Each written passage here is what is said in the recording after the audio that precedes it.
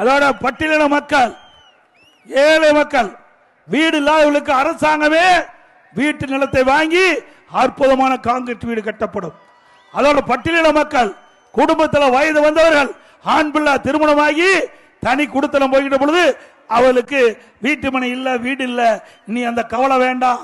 அண்ணா திமுக அரசு அமைந்தவுடன் திருமணமாகி தனி குடித்தனம் போகின்ற பட்டியலினத்தை சேர்ந்த அந்த சகோதரர்களுக்கு நாங்களே இடம் வாங்கி அற்புதமான காங்கிரீட் வீடு மக்களுக்கு கட்டி கொடுக்கப்படும். இன்னைக்கு ஒவ்வொரு தீபாவளி வருகின்ற பொழுதும் நம்முடைய தாய்மார்கள் தீபாவளி பண்டிகை சிறப்பாக கொண்டாடுவதற்கு எல்லா தாய்மார்களுக்கும் பட்டுச்சாலை வழங்கப்படும். நம்முடைய சகோதரிகள் பணிக்கு செல்கிற வேலைக்கு போறாங்க, குறித்த நேரத்துக்கு போகணும். சில இடத்துல பேருந்து இருக்குது, சில இடத்துல பேருந்து வசதி கிடையாது, குறித்த நேரத்தில் போறது அளவுக்கு பேருந்து கிடையாது. அப்படிப்பட்ட காலகட்டத்தில் குறித்த நேரத்தில் அங்க பணிக்கு போக, பணி முடிஞ்சு வீடு திரும்ப அம்மா இருசக்கர வாகனம் 5 லட்சம் பேருக்கு கொடுக்கப்படும். 5 லட்சம் பேருக்கு கொடுக்கப்படும். அந்த அம்மா இருசக்கர வாகனம் வாங்கிட்ட நம்முடைய சகோதரிகளுக்கு 25,000 மானியம் கொடுக்கப்படும்.